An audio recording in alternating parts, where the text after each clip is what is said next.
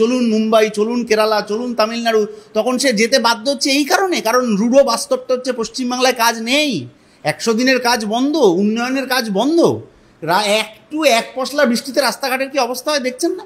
এই যে শেষ কোনাটায় নির্বাচন হলো কালীগঞ্জে, ভোটের দিন তৃণমূল প্রার্থীর গাড়ি কাদায় ডুবে গেল, সেই নিয়ে আমরা ফেসবুকে হাসাহাসি করলাম। এটা হাসাহাসি করছি কালীগঞ্জে, কিন্তু এটা আমাদের লজ্জার ব্যাপার যে পশ্চিমবাংলায় কাজ না থাকার জন্য কি পরিমাণ যন্ত্রণা নিয়ে শ্রমিকরা বাইরে চলে যেতে বাধ্য হচ্ছেন। আইটি সেক্টরের কর্মচারী থেকে রাজমিস্ত্রি, হোটেলের কাজ করেন যারা তারা পর্যন্ত, সেলাইয়ের কাজ করেন যারা তারা পর্যন্ত, এই যন্ত্রণা সেদিন মিটবে যেদিন তারা পশ্চিমবাংলায় ফিরতে পারবেন। তার আগে শিল্প তৈরি করতে হবে। শুধু ভাষণ দিয়ে পেট ভরবে না, ভাষণ দিয়ে ছেলেমেয়ের পড়াশোনাও হবে না। দাদা আপনি রাস্তার কথা বলছিলেন, এই প্রচুর জায়গা রয়েছে কলকাতাতেও যেখানে রাস্তা খারাপ বা বর্ষায় তাদের ঘরে জল ঢুকে যায়, কিন্তু ভোটের সময় ভোট যখন তারা চাইতে যায় তখন সেই কথাটাও তার মানুষজন বলতে পারেন না যে আমার বাড়ির এই সামনে রাস্তাটা ঠিক করে দিন। তাদেরকে এটা বলা হয় যে লক্ষ্মীর ভাণ্ডারটা পান তো তাহলে ভোটটা দিন। এর থেকে কেন আপনারা তো এতবার মানুষের জন্য কথা বলছেন, মিছিল মিটিং মানুষকে বোঝাচ্ছেন, কিন্তু কোথাও গিয়ে কি তাহলে মানুষকে বোঝাতে পারছেন না? এই লক্ষ্মীর ভাণ্ডার অবশ্যই মানুষের একটা বিরাট যন্ত্রণা আছে, এটা ফিল করতে হবে। প্রথমে আমাদেরও ফিল করতে হবে যে মানুষ এই আন্দোলনের কথা বলছেন, লড়াইয়ের কথা বলছেন, ঠিক সেই মানুষের হাতে সরকার কাজ তুলে দিতে চাইছে না। আমি আরও খারাপ কথা বলছি, সরকার মানুষের হাতে কাজ তুলে দিতে চাইছে না। মানুষ তার অধিকারে বাঁচুক এটা সরকার চায় না।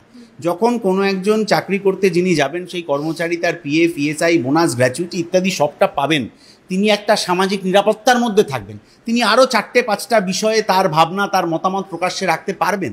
কিন্তু পিএফ নেই, ইএসআই নেই, বোনাস নেই, চাকরির পার্মানেন্ট কিছু নেই, সব কন্ট্রাকচুয়াল চাকরি, ওপরের মালিকের সুপারভাইজারের কথা না শুনলে 3 মাস পর ছাঁটাই হয়ে যাবে, ঠিকমতো মাইনেটা আসছে না, 2 মাস 3 মাস পর মাইনে আসছে, এইরকম একটা যন্ত্রণার মধ্যে দাঁড়িয়ে তখন মানুষ যে অসহায়তার মধ্যে থাকে, যে তীব্র সমস্যার মধ্যে থাকে, সবসময় তার পক্ষে ওই লড়াইয়ের কথা বলাটা সত্যি মুশকিল হয়।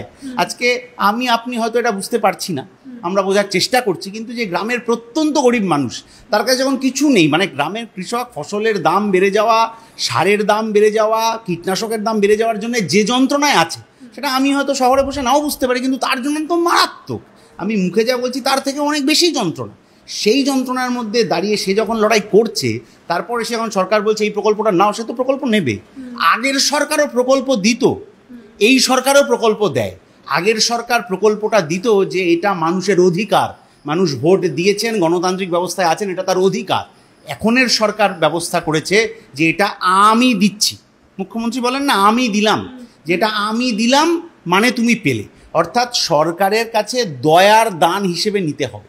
ফলে মানুষের বাঁচা মরার বিষয়টাকে অধিকারের জায়গা থেকে দয়ার দানে নামিয়ে আনার যে ব্যবস্থা তৃণমূল গত 13 বছরে করেছে, এটা তার একটা ফসল। দ্বিতীয় কথা, তারপরও মানুষ লড়াই করছে, কিন্তু যদি দেখা যায় যে একটা বিস্তীর্ণ অঞ্চলে পঞ্চায়েত ভোটে কেউ ক্যান্ডিডেট হতে পারবে না, মারধর করে যে ক্যান্ডিডেট হলো সে ক্যান্ডিডেট হওয়ার পর তারপর আবার তার বাড়িতে আক্রমণ হবে, যে বাড়িতে আক্রমণের পরও হলো তারপরে ভোট যেদিন হবে সেদিন বাহুবলীরা এসে আক্রমণ করবে, পুলিশ চুপ থাকবে, প্রশাসন ফোন ধরবে না।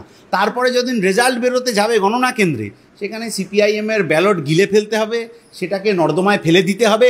তারপরও যারা লড়াই করছেন এমএলএ এমপিরা, তারা হচ্ছে দিল্লির সরকারের সাথে সেটিং করে নেবেন, নিয়ে দেখবেন তৃণমূলের নেতারা এখন খুব ডায়লগ দেন, কী হলো, খুব তো সিবিআই চেয়েছিলেন, আরজি করে কিছু করতে পারলো।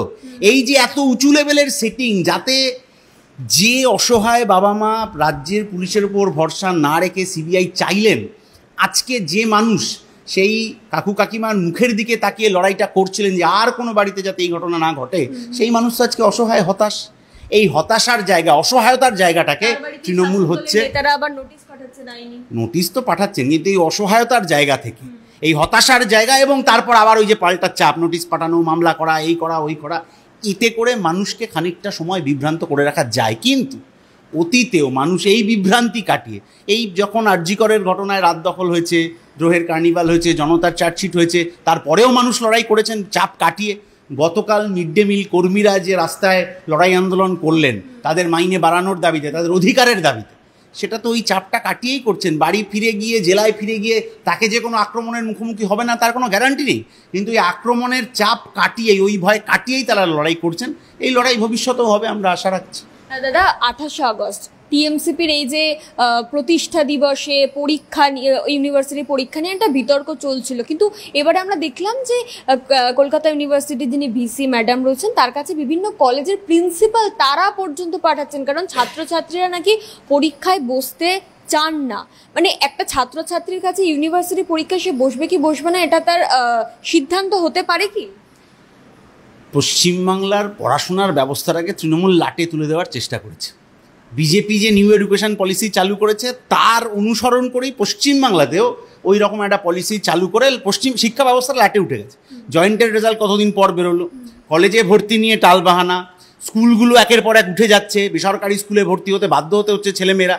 আর বেসরকারি স্কুলে বেশি পয়সা না থাকলে, বাবা মার ভালো রোজগার না থাকলে সেই স্কুলে ভর্তি হওয়া সম্ভব না, একের পর এক স্কুল বন্ধ হয়ে যাচ্ছে। এই পরিবেশ পরিস্থিতির মধ্যে আজকে পশ্চিমবাংলার মানুষ দাঁড়িয়ে আছে, এবং এই পরিবেশ পরিস্থিতির মধ্যে এমন ছাত্র ছাত্রীরা তাদের নাম করে কথা বলা হচ্ছে যে আমরা পরীক্ষা দিতে চাই না।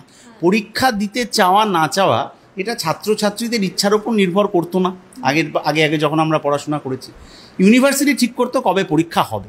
এখন এই যে ছাত্রছাত্রীদের নাম করে তৃণমূলের পক্ষ থেকে এই চাপটা দেওয়া হচ্ছে, এটা একেবারে অনর্থক। কারণ আমরা যখন এসএফআই করেছি, আমরা এসএফআই করার সময় স্লোগান ছিল স্টাডি অ্যান্ড স্ট্রাগল।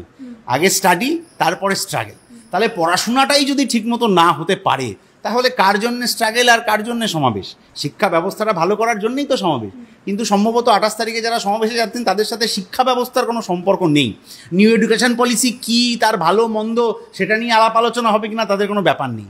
জয়েন্টের রেজাল্টটা কেন দেরি করে বেরোলো, তাহলে আমরা একটা ডেপুটেশন দিতে যাই কি আমরা একটা মিছিল করি, সেসব তাদের ব্যাপার নেই। কী ব্যাপার আছে সেটা আমরা বুঝতে পারি না।